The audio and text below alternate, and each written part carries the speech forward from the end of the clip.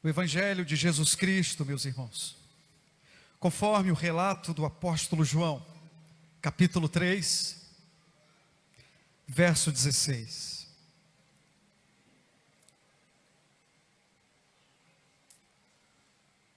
E esse texto foi chamado, irmãos, por Martinho Lutero, como o Evangelho em miniatura. E esse texto, irmãos, que está aí, neste Evangelho, que é o Evangelho mais distribuído no mundo inteiro, irmãos. É o texto mais conhecido de toda a Bíblia Sagrada. É o texto, irmãos, mais vertido aí para outros idiomas. Mais do que qualquer outro texto da literatura mundial. E ele encerra, ele traz em si mesmo, irmãos, verdades supremas, sublimes da fé cristã. Eu convido então para que nós recitemos esse texto, porque penso eu, irmãos, que todos nós aqui, se não a maioria de nós, conhece esse texto de có e salteado. Amém, amém? Então vamos juntos? Porque Deus amou o mundo de tal maneira que deu o seu Filho unigênito, para que todo o que nele crê não pereça, mas tenha a vida eterna.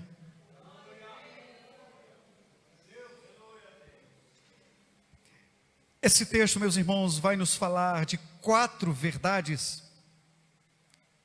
e eu digo que elas são importantíssimas, e eu farei isso a título de introdução. Fala do maior doador, e este é o Deus Pai. Fala, irmãos, da maior dádiva. E esse texto, meus irmãos, é uma espécie de síntese do projeto da salvação. O Senhor Deus tem um plano.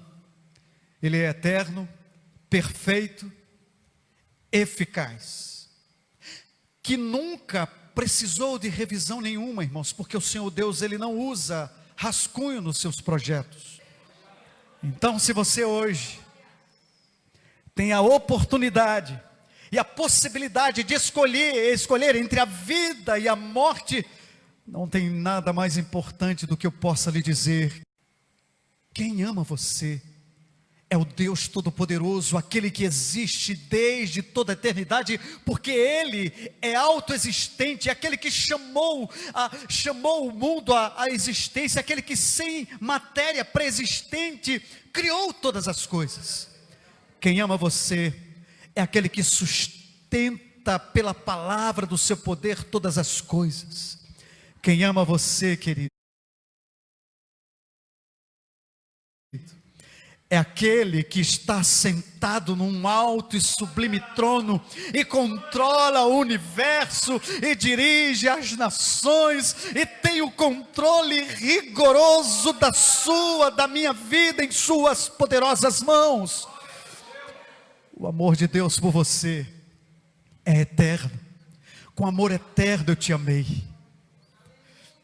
O amor de Deus por você, ele é incondicional, irmãos. O Senhor Deus não ama você porque você aí com sua beleza atraiu o amor de Deus por causa da sua beleza, por causa das suas atitudes. A causa do amor de Deus a você e por você não está em você, está nele.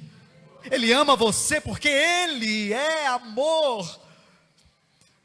Agora, de onde proveu esse amor? De onde veio esse amor, irmãos? Ora, dele mesmo. A causa do amor dele está nele. Não havia nada em mim, em você, que pudesse atrair o amor do nosso Senhor. É o contrário, irmãos. A Bíblia diz que o Senhor Deus amou você quando você era ímpio, fraco, inimigo, pecador. Deus amou você, apesar de você e eu virarmos as costas para Ele. Ele amou você, apesar de você ser o objeto da própria ira dEle. O amor de Deus, de fato, ele é incondicional.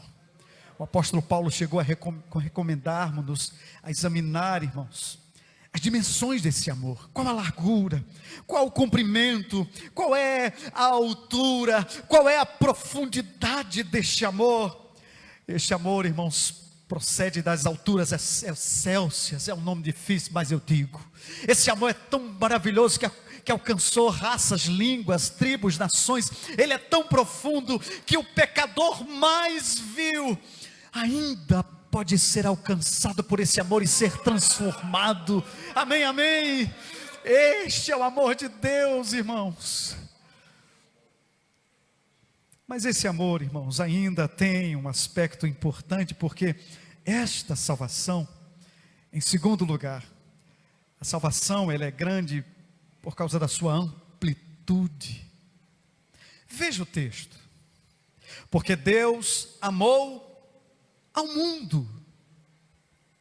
É claro, irmãos, que mundo aqui, embora a palavra é cosmos no grego, não é mundo, natureza.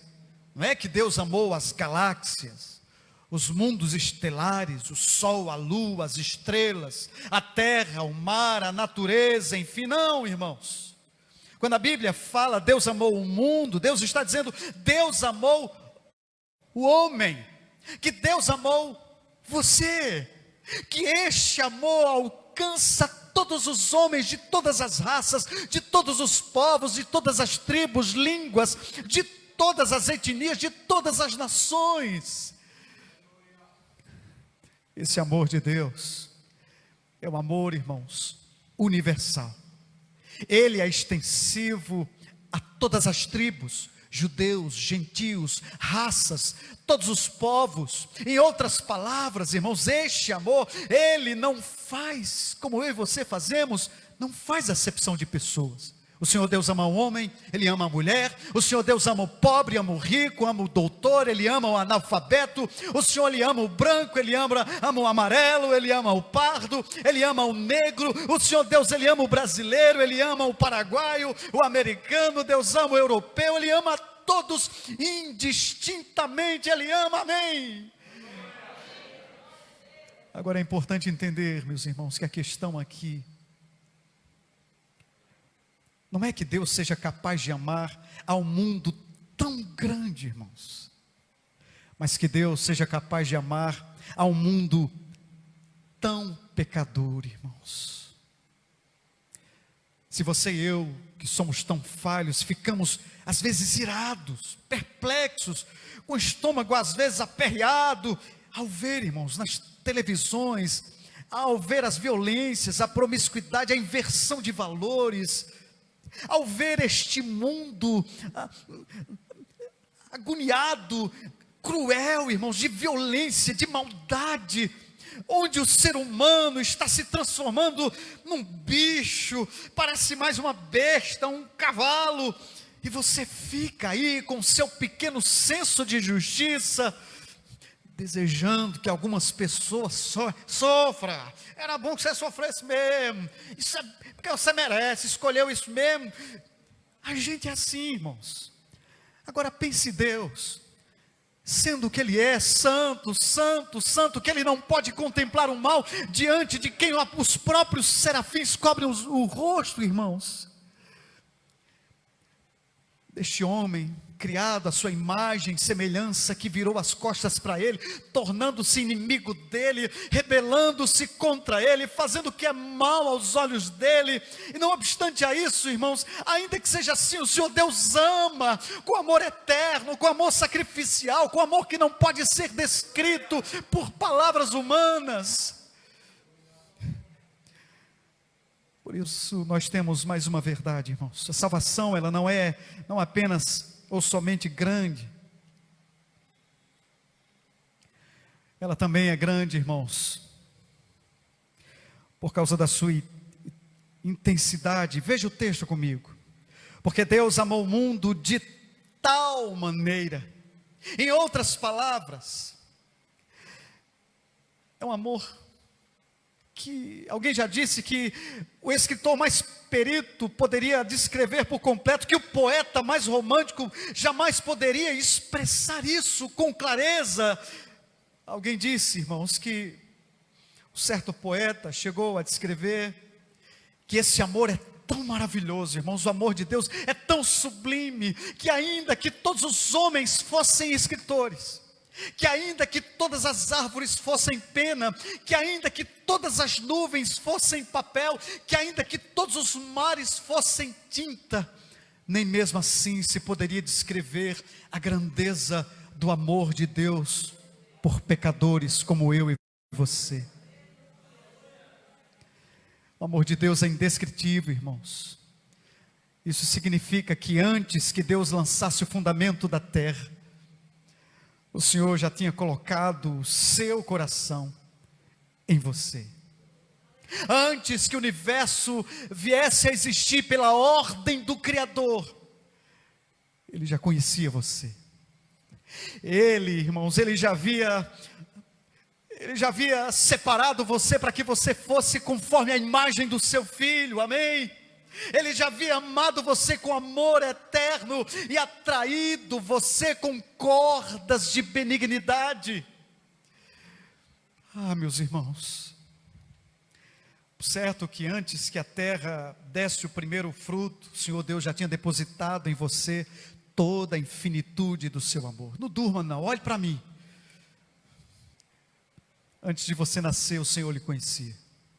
Antes do seu coração dar a primeira batida, Ele já amava você. Antes de você dar os primeiros passos, Ele já tinha concentrado em você todo o seu amor, toda a sua bondade e sua graça. Para cá, meu amor, chega. Minha esposa está ali fora. Tá bom. A verdade, irmãos, que o amor de Deus, Ele é um amor, não é um amor acidental. Deus amou você. Ele amou você de tal maneira, querido, com amor eterno, com amor profundo, sacrificial, com amor imutável, com amor incondicional, eu já falei. Mas ainda há uma outra verdade que talvez seja aqui o eixo central da passagem, irmãos.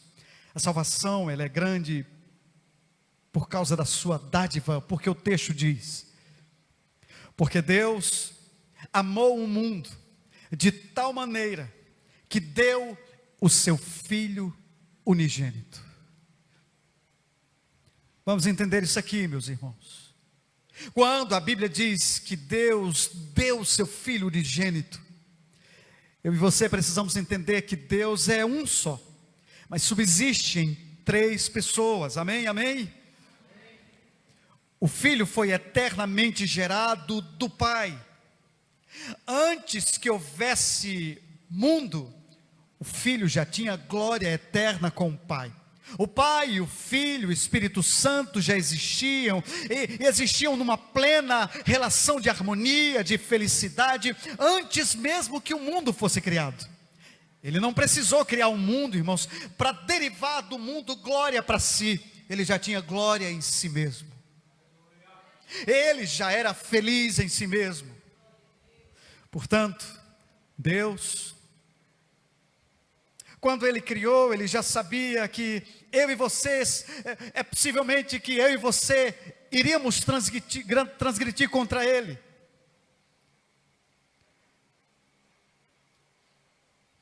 O Cordeiro foi morto, irmãos, desde a fundação do mundo. Deus seja louvado.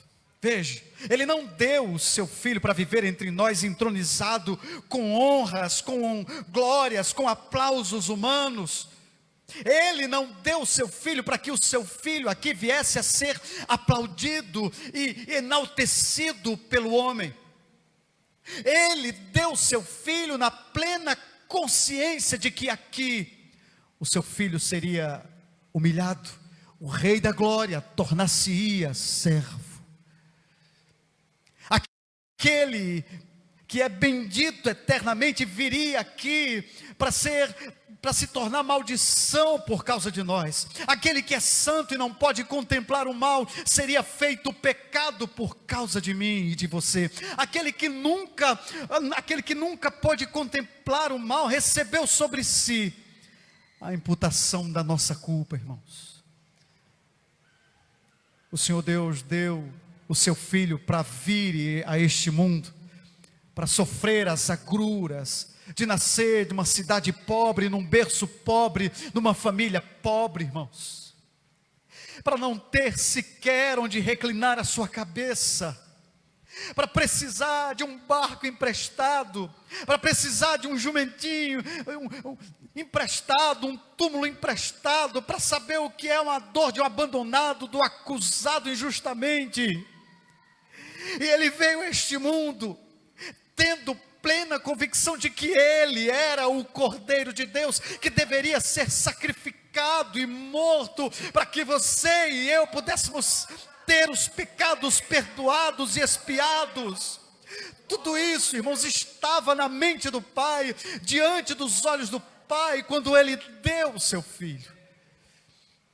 É por isso que Paulo chega a dizer, irmãos, que o Senhor Deus não poupou o seu próprio Filho, antes por todos nós o entregou. É por isso que Paulo ainda escreve dizendo o seguinte, que dificilmente alguém daria a vida por um amigo. Deus prova o seu próprio amor para conosco pelo fato de ter Cristo morrido por nós, sendo nós ainda pecadores. Eu já estou terminando. Diga graças a Deus. Acreditem, irmãos, para que você pudesse ser salvo, o preço foi muito caro. Quando Deus estava para criar o universo, o Senhor falou e tudo se fez. Quando o Senhor Deus foi criar o homem, o Senhor colocou a mão no barro e fez o homem do pó da terra. Mas quando Deus veio salvar o homem, salvar você, o próprio Deus entrou no barro, o Verbo se fez carne. Notem, irmãos, para que você e eu fôssemos salvos, o Senhor Deus deu o seu Filho para se fazer pecado, para se fazer maldição, para assumir o seu lugar, para tomar sobre si a minha, a sua culpa. E isso não foi uma coisa casual, irmãos. A Bíblia diz que o próprio Pai é que foi o agente disso, porque quando ele está indo à cruz, diz a Bíblia, o Pai lançou sobre ele a iniquidade de todos nós, irmãos.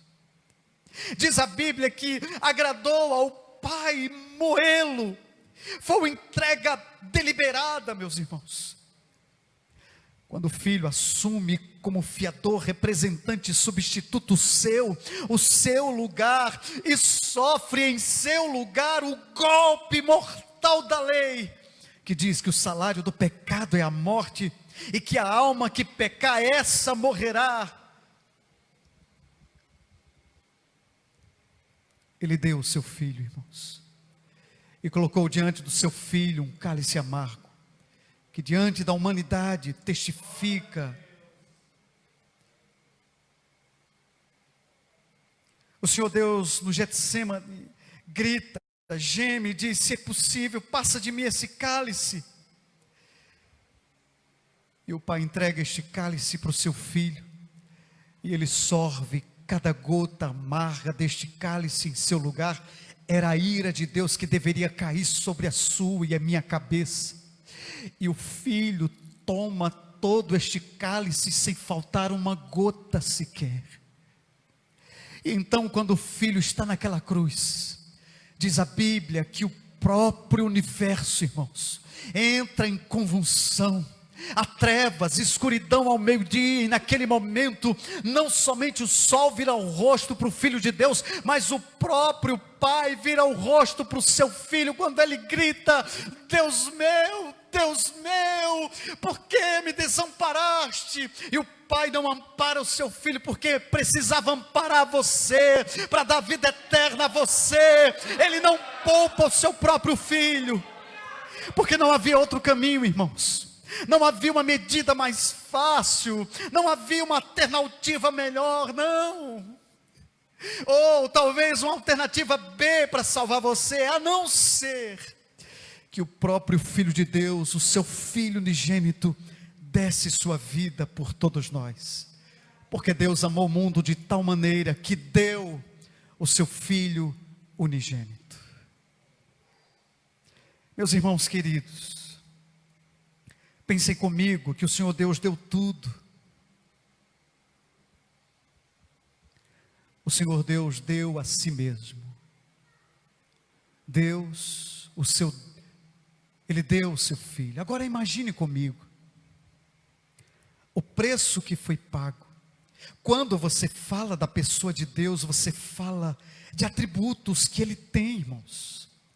Eu sei que você conhece, à luz das Escrituras, os chamados atributos que somente o Senhor Deus os tem. Ele é autoexistente, Ele é infinito, Ele é imenso, Ele é eterno, Ele é imutável, Ele é onipotente, é onipresente, Ele é onisciente, Ele é transcendente, meus irmãos. Ele é maior do que tudo quanto foi criado. Este universo é tão grande, irmãos, tão grande, ele é tão extenso que nenhum homem, que por mais saudável, que por mais profundo que tenha o seu conhecimento, que jamais ele é capaz de afirmar categoricamente qual é o tamanho desse universo. Pois este Filho de Deus é maior do que todo este universo, ele é transcendente. E é por isso que o apóstolo Paulo diz que no seu estado de humilhação, irmãos, ele a si mesmo se esvaziou. Ele não foi esvaziado, ele se esvaziou. Aquele que nem o céu dos céus pode contê-lo, se reduziu e se encaixou e se limitou ao ventre de uma virgem, irmãos. Ele, sendo o Rei da Glória, se transforma num bebê. Ele que, sendo dono do céu e da terra, do ouro e da prata, não tinha sequer onde reclinar a sua cabeça. Precisou nascer num coxo de animal, irmãos, porque não tinha lugar para ele em Belém. Ele que era adorado para sempre, adorado desde a criação, adorado pelos anjos, pelos querubins, pelos serafins, agora vem a este mundo para ser cuspido pelos homens. Ele que é o autor da vida, ele foi crucificado entre dois criminosos. Ele que é a ressurreição, a vida, enfrentou a dor da morte, irmãos. Esse foi o preço pago por sua salvação, porque Deus amou o mundo de tal maneira que deu o seu Filho unigênito. Agora entendamos outra verdade, irmãos. O Senhor Deus, Ele não passou a amar você por causa da cruz. A cruz, irmãos, aconteceu porque Deus amou você. Porque Deus amou você, Ele entregou o seu Filho. Ele não passou a amar você porque o Filho se rendeu na cruz. Entenda, não. A cruz é o resultado, a consequência desse amor. Agora notem comigo, irmãos, todas as vezes que o Senhor Deus olhava para a humanidade, irmãos, olhava para mim, para você, para o homem, e via rebeldia, desobediência, incredulidade, idolatria, feitiçaria, devassidão, abominação. Ainda assim, irmãos, o Senhor nunca recuou. Ele nunca deu marcha ré, Ele nunca titubeou. O Senhor Deus, Ele nunca alterou o cronograma de dar o seu filho, de entregar o seu filho, de preparar a história da humanidade para que o seu filho viesse ao mundo. Não! Ele preparou então, irmãos, Ele preparou os judeus para trazer a revelação. Ele preparou o mundo grego para trazer uma língua universal. Ele preparou o Império Romano para trazer uma lei universal. E então, na plenitude dos tempos, a profecia se cumpre. Diga amém. E Jesus nasce de mulher, nasce sob a lei para ser o nosso Redentor. Diga glória a Deus. Tudo estava planejado, e planejado desde a toda a eternidade, querido. Mas agora, meus irmãos, tem mais uma verdade que eu gostaria de dizer-lhes: que a salvação é grande por causa da sua oportunidade, para que todo que nele crê. Então preste atenção, essa menina, olhe para mim, esse menino. A salvação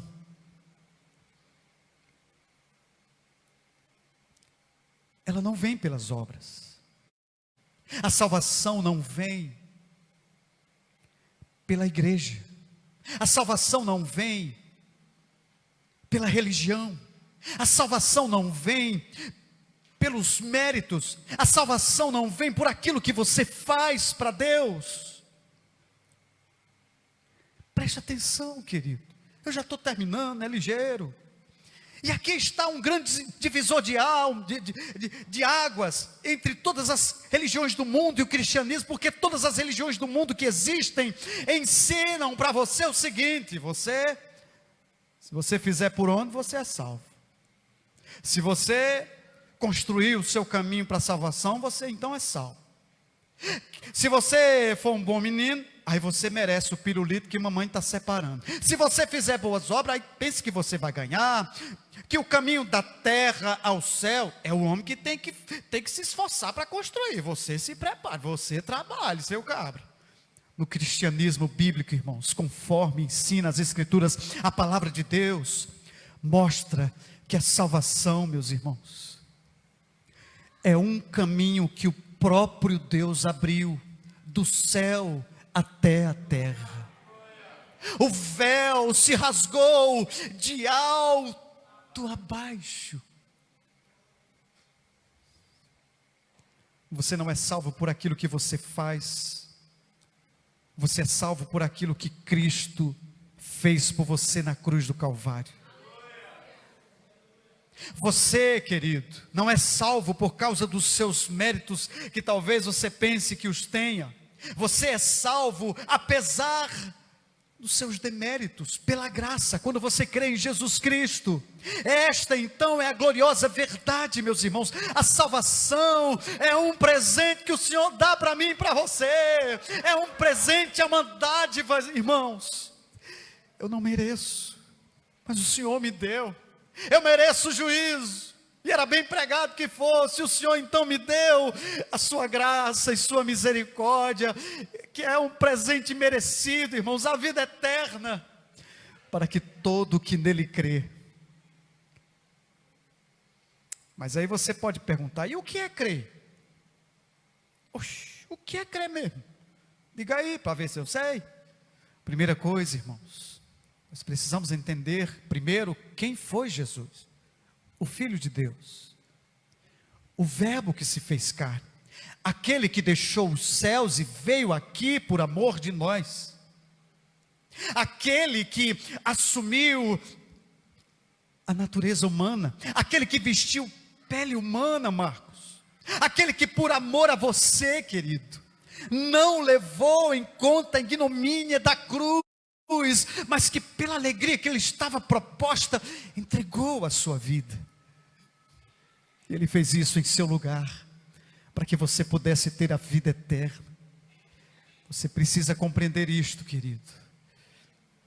Ele é o Filho de Deus, Jesus Cristo. Ele é a porta da salvação. Ele é o caminho para Deus. Ele é o único mediador entre Deus e os homens.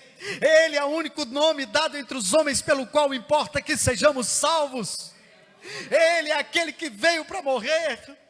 Ele é aquele que veio, ressuscitou, meus irmãos. Ele é aquele que voltou aos céus. Ele é aquele que foi para o céu e derramou o Espírito Santo. Ele é aquele que está sentado no trono e governa o mundo. Ele é aquele que vai voltar em glória para buscar a sua igreja. Você e eu precisamos entender isto. Mas crer significa que você transfere a sua confiança de quem é você, da religião que você tem, das obras que você pratica, do suporte, do método que você acha que tem, e transfere tudo isso para o Filho de Deus. Você confia nele, que ele morreu em seu lugar, que ele morreu pelos seus pecados, para dar a você a vida eterna. Amém, amém. Mas ainda, meus irmãos queridos, já estou terminando. Há uma outra verdade que eu queria que você guardasse aí no seu coração. O Senhor está dizendo na sua palavra o seguinte: porque Deus amou o mundo de tal maneira que deu o seu Filho unigênito para que todo aquele que nele crê. O Senhor não deu o seu Filho para que aquele que nele não crê tenha vida eterna. Preste atenção. Esse todo aquele, ele é tão abrangente, irmãos, que alcança pessoas de todas as raças, tribos, línguas e nações. Diga amém. Mas esse todo aquele é tão limitado, irmãos, que só aquele que crer tem a vida eterna. Se você não crer, você já está julgado. Se você não crê, não há esperança para você. Se você não crê, você está condenado. Se você não crê, o que resta a você é uma horrível expectativa de juízo. Se você crê, você tem a vida eterna. Então, permita-me compartilhar com vocês. Já estou terminando, é ligeiro. Diga graças a Deus. A salvação é grande, irmãos, por causa da segurança do livramento que o Senhor nos deu. Porque Deus amou o mundo de tal maneira que deu o seu Filho unigênito para que todo o que nele crê não pereça. O que é que o Senhor está dizendo aqui, meus irmãos? Existe uma condenação. Eu sei, irmãos, isso não é popular, eu estou vendo, os irmãos não estão nem dando glória, nem cortando laço, nem nada. Isso não é politicamente correto. Quase não se ouve mais esse negócio de condenação. Alguns querem negar essa condenação. Não, pai, que conversa é essa? Morreu, vira pó. Acabou-se. Aniquilamento total. Paulo diz essa pergunta, respondendo, ele diz: se a nossa esperança em Cristo se limitar apenas a esta vida aqui, nós somos os mais infelizes de todos os homens. Se isso aí fosse verdade mesmo, irmãos, então os hedonistas é que estariam com a razão. Ora, comamos e bebamos, que amanhã morreremos. Prazer é o que as pessoas buscam. Mas se existe eternidade, e ela existe, se existe céu e ele existe, se existe inferno e ele também existe, se existe a possibilidade de você passar a eternidade toda no gozo eterno, e existe essa possibilidade, se existe também a possibilidade de alguém ser condenado e sofrer eternamente, e esse também é um fato, então, irmãos, não há nada mais urgente do que você crer em Jesus Cristo ligeiro, para você fugir da ira vindoura.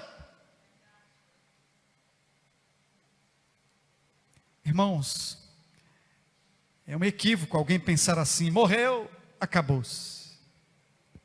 Ou pensar assim: não, morreu, descansou.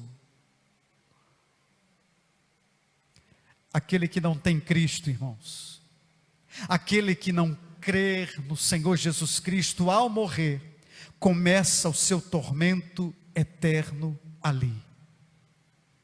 E o texto vai dizer que Deus deu o seu Filho, para que você, ao crer nele, você não pereça. Deus não quer que você pereça. Deus não tem prazer na morte do ímpio. Então hoje, o Senhor Deus traz um alerta ao meu e ao seu coração. O tempo de Deus é hoje, irmãos, é agora, porque amanhã pode ser tarde que só. Aí eu termino agora, diga graças a Deus. Não falou, mas pensou.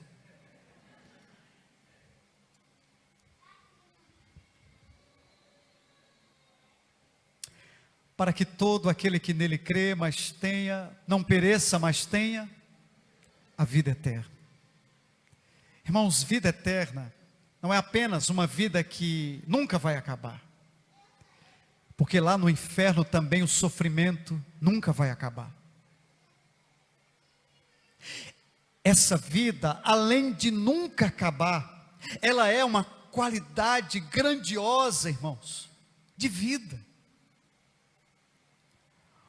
onde o Senhor Deus, irmãos, vai enxugar dos nossos olhos toda lágrima, onde nunca mais você vai sentir dor aí no seu corpo, onde nunca mais você vai saber o que é luto, onde nunca mais eu e você teremos dissabores, onde você vai estar no melhor lugar, no paraíso, onde você vai ter as melhores companhias, os anjos e os remidos de Deus, onde você terá a melhor música, não é essa que a D canta não, porque lá os corais celestiais, irmãos, e toda a igreja e todo o cosmos vai estar glorificando aquele que é digno de receber a honra, a glória, o louvor pelos séculos dos séculos. E você terá então, irmãos, o grande banquete da graça, com os melhores e maiores suprimentos de Deus por toda a eternidade, amém. E por toda a eternidade você vai usufruir, e você vai se deleitar nele, e você vai glorificar a ele, e você ainda vai viver na presença dele, querido, e nunca haverá um dia de dor, ou tristeza, ou lágrima. É isso que ele preparou para aqueles que receberem o seu Filho Jesus Cristo. Então hoje, a pergunta que eu faço a você é esta: qual vai ser a sua escolha? Você só tem dois caminhos, é o caminho da vida e o caminho da morte. Talvez você possa dizer, bom, mas hoje eu não quero escolher nada, vou para casa, comer uma pizza ali, estou indo para casa, não quero escolher nada não, hoje eu estou indeciso e tudo. Eu quero dizer para você que, com respeito a Jesus, querido, isso é impossível. Quem com ele não ajunta, espalha. Quem não é por ele, é contra ele. Eu quero dizer para você que a indecisão é uma decisão. Hernandes Dias Lopes fala isso, que isso é uma decisão de não decidir. E quem não decide-se por ele, irmãos, decide-se contra ele. Hoje é o tempo oportuno de Deus, querido. Hoje é o dia, portanto, da salvação. Hoje os portais da graça estão abertos. Hoje o Senhor Deus convida você dizendo, vem a mim. Você que está cansado, sobrecarregado, eu vou aliviar você. Se você está com sede, venha, beba. Quem crê em mim, como diz a Escritura, do seu interior fluirão rios de água viva. Curve sua fronte, por favor, querido. Vamos orar ao Senhor. O fato é que eu não sei como você entrou aqui hoje.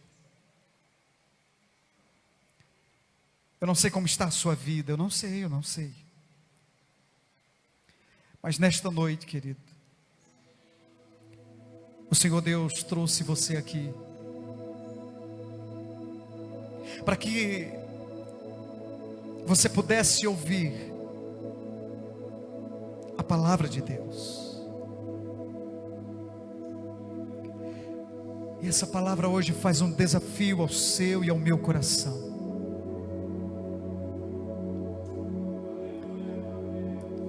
Escute isto: você não administra o seu amanhã, você não tem controle sobre o seu futuro, não, querido. Por isso a Bíblia diz que se hoje você ouvir a voz do Senhor Deus, você não deve endurecer o seu coração. Se agora mesmo você reconhecer que você é pecador, que você não pode salvar a você mesmo, mas você reconhecer que Jesus Cristo veio ao mundo para salvar você, se nesta noite você reconhecer que não há outro Salvador a não ser Ele, se hoje você colocar a sua confiança em Jesus Cristo, o próprio Deus dá para você a garantia: filho, você não vai perecer, você vai ter vida eterna. Essa decisão é sua, escute, ninguém mais pode fazê-la em seu lugar, querido. O pai não pode decidir pela filha, a mãe não pode decidir pelo filho, não. O marido também não pode decidir pela esposa, nem a esposa pelo marido. Os pais não podem tomar essa decisão pelos filhos, nem os filhos pelos pais. Essa decisão é sua, intransferivelmente sua. E hoje é o dia da oportunidade. Senhor Deus, a tua palavra foi exposta, meu Senhor, e eu te peço, Senhor, que nesta noite o teu Espírito Santo aplique esta palavra no coração daqueles que entraram nesta casa, Senhor, para que haja salvação neste lugar, para que haja, meu Deus, haja alegria no céu diante dos teus anjos, para que haja regozijo aqui na terra. Eu te peço, Senhor,